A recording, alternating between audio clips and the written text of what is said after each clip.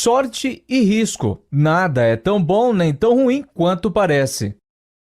Sorte e risco são irmãos, são a expressão concreta de que todo resultado na vida é guiado por outras forças além do mero esforço individual. Scott Galloway, professor da Universidade de Nova York, tem uma frase que vale a pena lembrar na hora de avaliar o sucesso, tanto o nosso próprio quanto os dos outros. Abre aspas. Nada é tão bom nem tão ruim quanto parece. Fecha aspas. Bill Gates estudou em uma das únicas escolas de ensino médio do mundo que tinha um computador.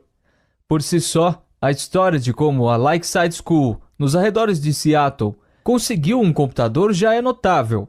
Bill Dougall, ex-combatente da Marinha Americana na Segunda Guerra Mundial, se tornou professor de matemática e ciências. Ele acreditava que, sem experiência de mundo real, ficar apenas lendo livros não serviria para nada. Ele também percebeu que seria preciso saber alguma coisa sobre computadores antes de entrar para a faculdade. Lembrou o falecido cofundador da Microsoft, Paul Allen. Em 1968, Dougall pediu à Associação de Mães dos Alunos para usar os lucros do brechó que elas organizavam uma vez por ano, cerca de $3.000, para arrendar um computador Teletype Model 30, conectado a um terminal de mainframe da General Electric, de modo a usar o recurso de time-sharing. O conceito de time-sharing na informática tinha sido inventado em 1965, disse Gates mais tarde. Alguém estava muito bem antenado. A maioria das instituições de pós-graduação não possuía um computador tão avançado quanto aquele que Bill Gates teve acesso ainda no ensino médio. O garoto ficou fascinado.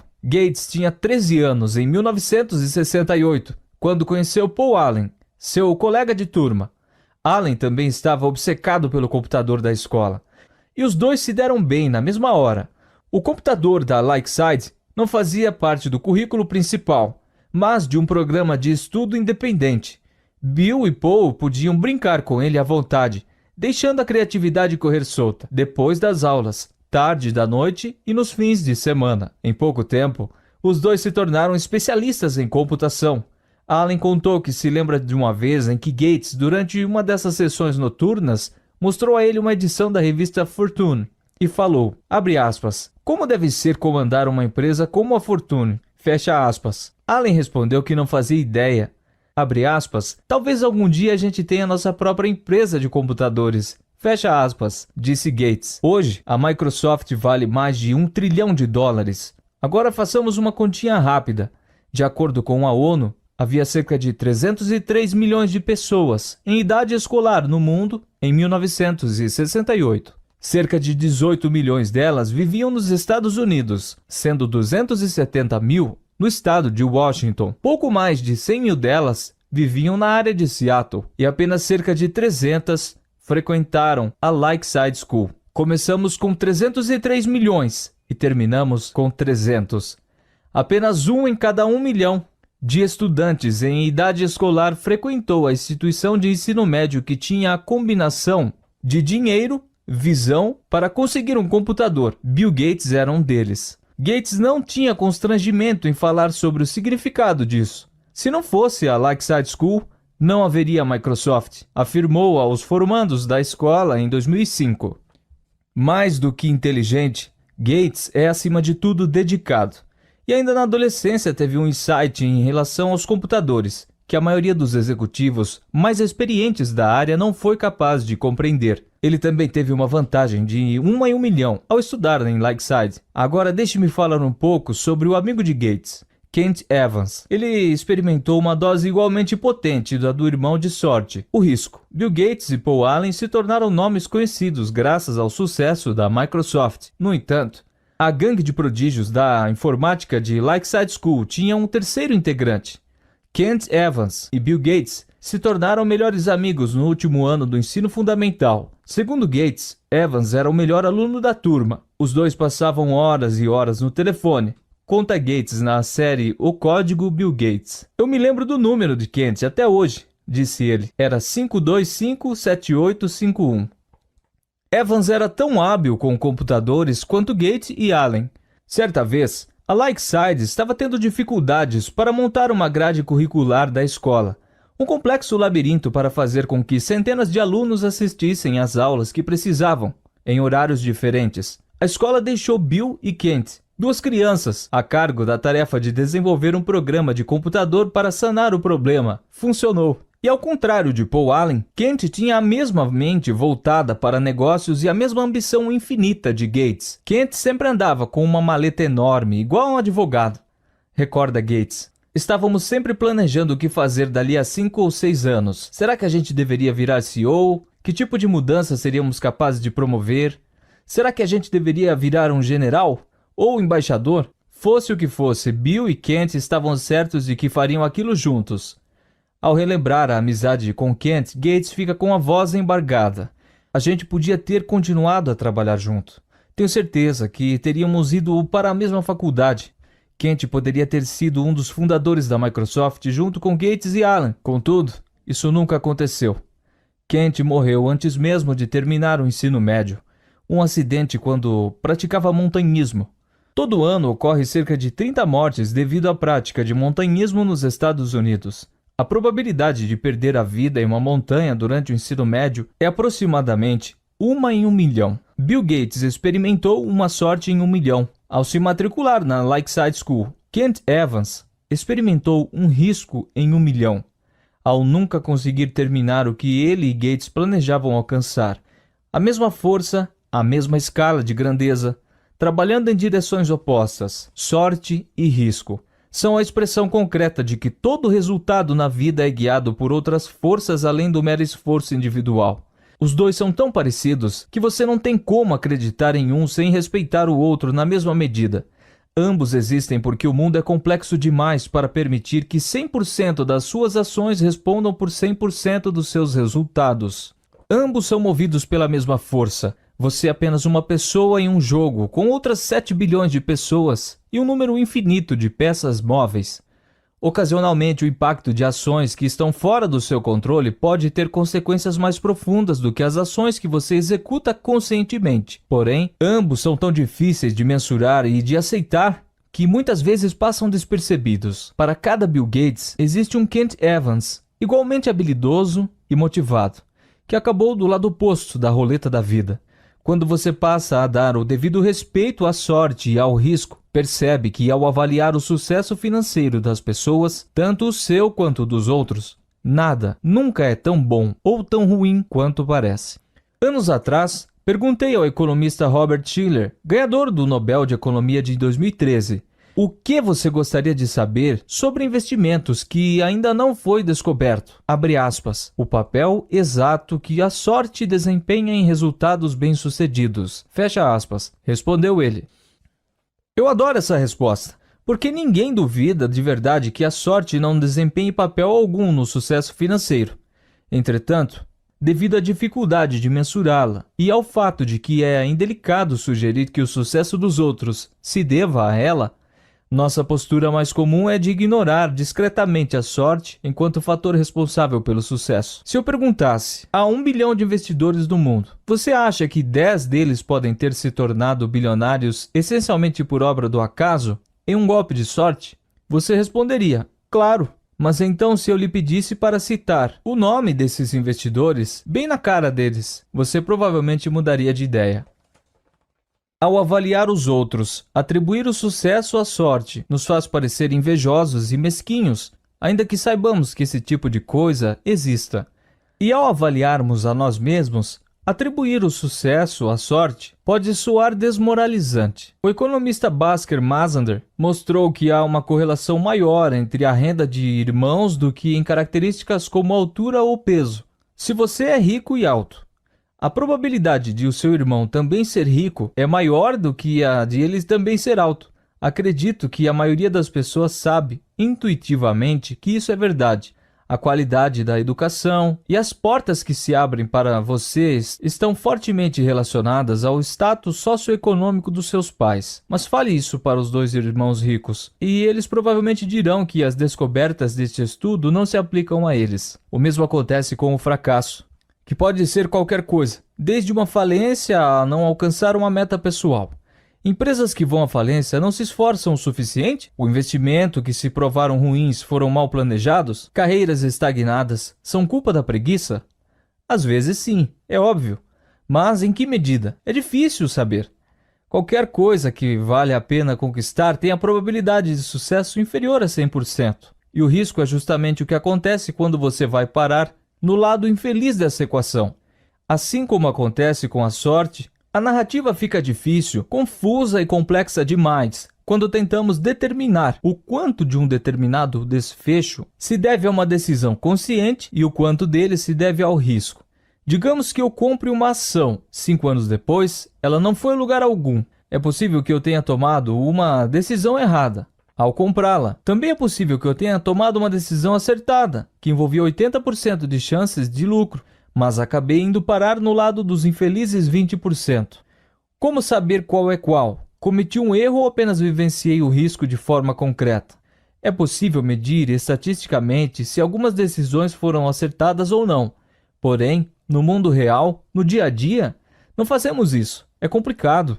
Preferimos as histórias simples, que são menos complexas, mas com enorme frequência diabolicamente enganosas. Depois de passar anos lidando com investidores e líderes empresariais, percebi que o fracasso de outro, em geral, é atribuído a más decisões, enquanto os nossos costumam ser atribuídos ao lado sombrio do risco. Ao avaliarmos o erro do outro, temos a maior propensão a optar por uma história pura e simples de causa e efeito, porque não sabemos o que se passa dentro da cabeça de outra pessoa. Ele não teve um bom resultado, então tomou uma decisão equivocada.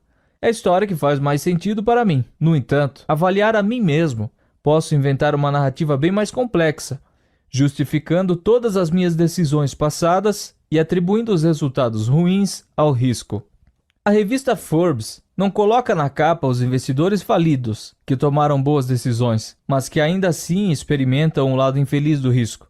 Porém, quase sempre coloca os investidores ricos que tomaram decisões corretas ou até mesmo imprudentes e tiveram sorte. Ambos lançaram a mesma moeda, que por acaso caiu com um lado diferente, virado para cima. O aspecto mais perigoso disso é que todos nós estamos tentando aprender o que funciona e o que não funciona em relação ao dinheiro. Quais estratégias de investimento funcionam? Quais não funcionam? Quais estratégias de negócio funcionam? Quais não funcionam? Como ficar rico? Como evitar ficar pobre? Nossa tendência é tirar lições observando sucessos e fracassos e dizendo: faça o que fulano fez, evite o que Beltrano fez. Se tivéssemos uma varinha de condão, descobriríamos exatamente quais desses resultados se devem a atitudes que podem ser replicadas e àqueles que de alguma forma foram influenciadas pelo papel aleatório do risco e da sorte. Mas não temos uma varinha de condão. Temos um cérebro que prefere respostas fáceis, sem apetite por nuances. Portanto, identificar todas as características que devemos imitar ou evitar pode ser bastante complicado. Vou contar agora outra história sobre um sujeito que, assim como Bill Gates, se tornou extremamente bem-sucedido. No entanto, não é fácil determinar se o seu sucesso foi fruto de sorte ou de habilidade. Cornelius Vanderbilt tinha acabado de fechar uma série de negócios para expandir seu império ferroviário. Um dos conselheiros de negócio dele se arriscou a dizer que cada um dos acordos do conjunto com o qual ele havia concordado infringia a lei. Meu Deus, John, disse Vanderbilt, você acha mesmo possível operar uma ferrovia de acordo com a legislação do estado de Nova York? Eis o meu primeiro pensamento ao ler isso, ou ao ouvir isso. Foi por causa dessa atitude que ele se tornou tão bem-sucedido? As leis não previam a existência de ferrovias na época de Vanderbilt. Então ele pensou, que se dane, eu vou em frente. Vanderbilt se tornou muito bem-sucedido. Portanto, é tentador enxergar o desprezo dele pelas leis, algo notório e vital para o seu sucesso, como um gesto de sabedoria. Aquele visionário não permitia que nada ficasse entre seus planos e ele. Mas quão perigosa é essa análise? Nenhuma pessoa em sã consciência estaria a infringir a lei como requisito para sucesso enquanto empreendedor. Não é difícil imaginar a história de Vanderbilt tomando um rumo bem diferente. Um criminoso, cuja empresa recém-inaugurada foi por água abaixo, devido a imbróglios com a justiça. Portanto, temos um problema aqui. Você pode elogiar Vanderbilt por ter desprezado a lei, com a mesma paixão com que critica a Enron, companhia de energia falida em 2007, pela mesma atitude. Talvez um tenha tido sorte ao fugir das garras da lei, enquanto a outra se viu no lado do risco.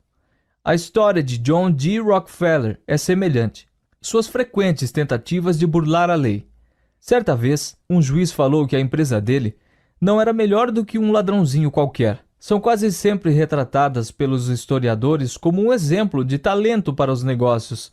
Talvez tenham sido, porém, em que momento a narrativa muda? Você não deixou que as leis ultrapassadas atrapalhassem o seu progresso. Você cometeu um crime. Ou ainda, quanto a história teria que mudar para que a narrativa passasse de Rockefeller era um gênio, procure aprender com o sucesso dele, para Rockefeller era um criminoso, procure aprender com os erros dele. Muito pouco. Que me importa a lei? Disse Vanderbilt certa vez. Eu tenho poder, não tenho? Ele tinha, e tudo deu certo. Mas é fácil imaginar essas palavras como sendo as últimas de uma história com um desfecho bem diferente. A linha que separa o ousado do imprudente pode ser bastante tênue, e muitas vezes ela desaparece quando não damos o peso adequado ao risco e à sorte. Benjamin Graham é tido como um dos maiores investidores de todos os tempos, pai do conceito de investimento em valor e mentor de Warren Buffett. No entanto, a maior parte do sucesso de Benjamin Graham nos investimentos se deveu à posse de uma enorme fatia de ações da seguradora americana Geico, o que, como o próprio Graham admitiu, quebrava quase todas as regras de diversificação que ele havia estabelecido nos seus escritos. No caso, onde fica a linha tênue que separa a ousadia de imprudência? Não sei responder. Graham escreveu sobre sua bonança com as ações da Geico. Abre aspas. Um golpe de sorte ou uma decisão extremamente perspicaz. É possível diferenciar um do outro? Fecha aspas. Não é nada fácil. Da mesma forma, considerando Mark Zuckerberg, um gênio por ter recusado a oferta de $1 bilhão que o Yahoo fez em 2006 pela sua empresa. Ele mirou no futuro e confiou em si mesmo. No entanto, as pessoas criticam com igual vigor o próprio Yahoo por ter recusado uma grande oferta de compra por parte da Microsoft. Aqueles idiotas deviam ter colocado o dinheiro no bolso enquanto ainda tinham tempo. Que lição fica para os empreendedores aqui? Não faço a menor ideia, porque risco e sorte têm contornos difíceis de definir. Existem diversos exemplos disso. Inúmeras fortunas e falências se devem à alavancagem financeira. Os melhores e os piores gerentes exigem dos funcionários o máximo que podem. O cliente tem sempre razão. O cliente não sabe o que quer. São ambos ditados famosos no mundo dos negócios. A linha que separa o inspiradoramente ousado do estupidamente imprudente pode ter 1 milímetro de espessura, ser visível apenas em retrospectiva. Risco e sorte são como irmãos gêmeos. Não é fácil contornar essa questão. A dificuldade em identificar o que é sorte, o que é talento e o que é risco é um dos maiores problemas que enfrentamos ao tentar aprender sobre a melhor forma de administrar o nosso dinheiro. Contudo, duas coisas podem nos dar uma boa direção. Tome cuidado com quem você elogia e admira. Tome cuidado com quem você menospreza e procura evitar se tornar. Ou apenas tome cuidado antes de presumir que a totalidade de um resultado pode ser atribuída ao esforço e às decisões. Quando meu filho nasceu, escrevi a ele uma carta que contém o seguinte trecho. Algumas pessoas nascem em famílias que valorizam a educação, outras que são contra ela. Alguns nascem em economistas florescentes, que estimulam o empreendedorismo. Outros nascem em meio à guerra e à miséria. Quero que você mereça e conquiste o sucesso, mas nunca se esqueça de que nem todo o sucesso se deve ao trabalho duro, e nem toda a pobreza se deve à preguiça. Tenha isso em mente antes de julgar as pessoas, inclusive você mesmo. Portanto, concentre-se menos nos indivíduos e nos estudos de caso específicos e mais nos padrões gerais. Estudar uma pessoa específica pode ser perigoso, porque temos a tendência de analisar exemplos fora da curva, os bilionários, os CEOs ou os fracassados retumbantes que dominam o noticiário. E, em geral, esses exemplos não são menos aplicáveis às outras situações, dada a complexidade deles. Quanto mais fora da curva o resultado, menor a probabilidade de que você possa aplicar lições dele à sua vida, porque será maior a probabilidade de o resultado ter sido influenciado pelo excesso de sorte ou de risco. Ao procurar por padrões gerais de sucesso e fracasso, você vai se aproximar mais das ações que podem ser postas em prática. Quanto mais definido o padrão, mais aplicável ele pode ser à sua vida. Tentar imitar o êxito dos investimentos de Warren Buffett é difícil, porque os resultados são tão extremos que o papel da sorte no desempenho da vida dele é provavelmente muito alto, e a sorte não é uma coisa que pode ser reproduzida de forma confiável. Mas perceber, como veremos no capítulo 7, que as pessoas que têm controle sobre o próprio tempo tendem a ser mais felizes é uma observação ampla e comum, com a qual você pode fazer algo útil. Meu historiador preferido é o Frederick Lewis Allen. Passou a carreira retratando a vida do americano médio, comum, como vivia, por quais mudanças passou, com o que trabalhava, o que comia no jantar, etc. Há mais lições relevantes que podem ser extraídas desse tipo de observação ampla do que do estudo de personagens fora da curva, que tendem a monopolizar o noticiário. Bill Gates disse certa vez, abre aspas, o sucesso é um péssimo professor. Ele faz com que pessoas inteligentes acreditem que não vão perder nunca. Fecha aspas. Quando as coisas estão indo muito bem, esteja ciente de que nem tudo é tão bom quanto você pensa. Você não é invencível. Se admite que a sorte lhe trouxe o sucesso, então também deve acreditar no irmão dela, o risco, que pode provocar uma reviravolta na sua história, com a mesma rapidez. E o contrário também vale. Da mesma forma, o fracasso também pode ser um péssimo professor, porque faz com que pessoas inteligentes acreditem que as suas decisões foram péssimas, quando às vezes elas estão considerando apenas a dimensão implacável do risco. O truque para lidar com o fracasso é organizar a vida financeira, de forma que um mau investimento aqui e uma meta financeira não alcançada ali não tirem você de campo, de modo a poder continuar jogando até que os números voltem a estar a seu favor. Porém, o mais importante é que, para além de reconhecer o papel que a sorte desempenha em relação ao sucesso, o papel representado pelo risco significa que devemos nos perdoar e deixar um espaço para a compreensão. Ao julgar os fracassos, nada é tão bom nem tão ruim quanto parece. Agora, vejamos as histórias de dois homens que abusaram da sorte.